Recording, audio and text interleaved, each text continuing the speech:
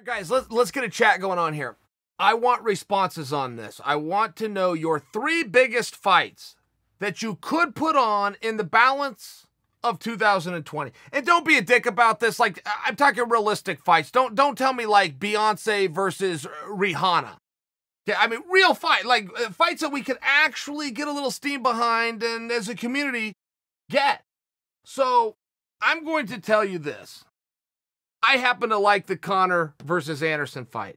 The fact that Conor accepted and it was Anderson's idea, the fact that maybe the greatest ever versus definitely the greatest middleweight ever, who also might be the greatest ever. I mean, there's something on that, particularly when they're going to agree on 176 pounds, which is weird, but who likes weird? Nobody likes to do weird more than Conor. The weirder you can make something, the more, hey, nobody else could possibly do this but me. You can make something. For whatever reason, the way Conor ticks, that's up his alley. Anderson's already said, man, I got 2 left. And if you think he's going to use those 2 bullets to go out looking like a fool, look, he thinks he's going to whip Conor's ass. There's something to see there.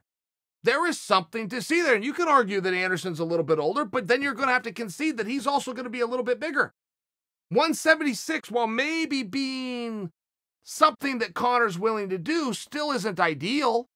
There's enough talking points. Imagine that walkout. Imagine you're there, whether you're in your living room, wherever you're watching this from. That cage door shuts, and ultimately, you got the referee in the middle. You got Anderson on one side, and you got C-Mac on the other. I mean, that alone, are you telling me that's a moment that you're going to miss? I'm not missing that.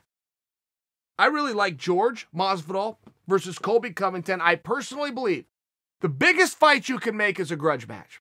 But a true grudge is a little bit harder to come by. Generally, those are manufactured, and we'll take a manufactured one. If you do a good enough job of presenting this and you make it believable enough, I'll sign off on it. I'm in. This is real. Look, these guys are former teammates. These guys are former roommates.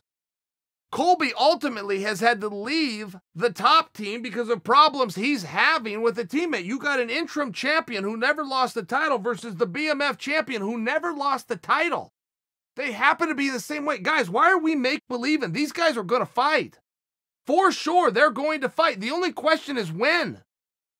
Why in the hell is that so hard to figure out? How about next? George unsigned. Colby unsigned. Am I the only one? Okay. I'm also buying in for a lot of the same reasons, but I'm buying in to Izzy and Paulo Costa. Paulo came out and he said in an interview that his grudge with Izzy and his fight with Izzy is bigger than the rivalry between Sonnen and Silva. I don't dispute that, but I don't know a damn thing about my rivalry with Anderson. People tell me about it a lot, but I don't know anything about it. Like, that was just my life, and I was trained, I was focused, and I moved on, and as soon as that ended, moved on to something else. I'm very flattered, though, by the statement. I must say, I felt very flattered by that.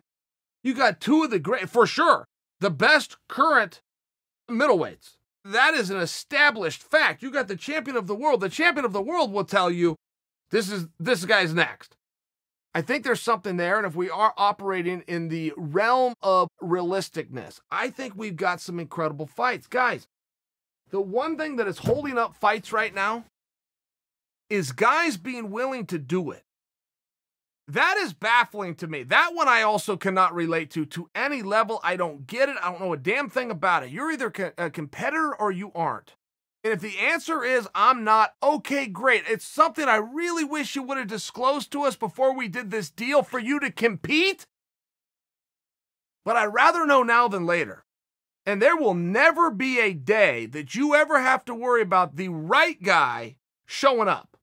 There has never been a world championship or an Olympic Games in the history of time where somebody's sitting around watching it on television with their buddies and go, yeah, I could have won the Olympics. I didn't want to do it this cycle. Never.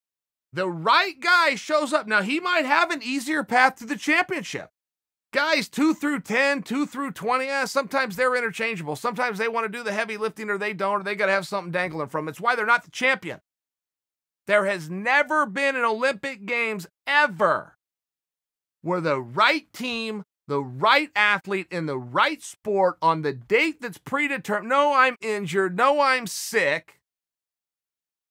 Ever have they put a gold medal around somebody's neck, played their anthem in front of the world, and somebody else made a claim of, I could have beat that guy? That has not happened. The right guy shows up.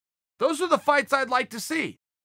But if I find out any one of those guys doesn't want to show up from a competitive standpoint, from I sacrificed with my team, with my coaches, with my dreams, with my family, if I find out that they don't want to do it for those reasons and those reasons alone, I'm out. And maybe I am speaking for myself on that one, but I'm out. I love the treasures that have been coming with this sport. And maybe this comes from the fact that I'm a veteran at it. But I can tell you, when I had my first fight in 1997, nobody on that card got anything. That arena was packed, and I met about 200 people. But it was packed. It was the most people I ever got to compete in front of, and it was a big honor and a big thrill. Second fight was the same way. There was no money, never discussed it. Promoter ended up giving everybody some gas money and bought them dinner in the form of a $100 bill. It was a big deal. We were all happy. We were happy to be able to participate. There's times in your career where you don't have to do that. That's not what I'm alluding to. I'm just saying the sport, because of the fans who have come in droves, chipped in a little bit, has created an industry. And now guys are rewarded. I can remember a time, just to put in perspective for you guys, Shane Carwin. Shane Carwin was a contender who went on to become the champion. When he was on his rise, one thing about Shane Carwin that really made him stand out, he's a very smart guy.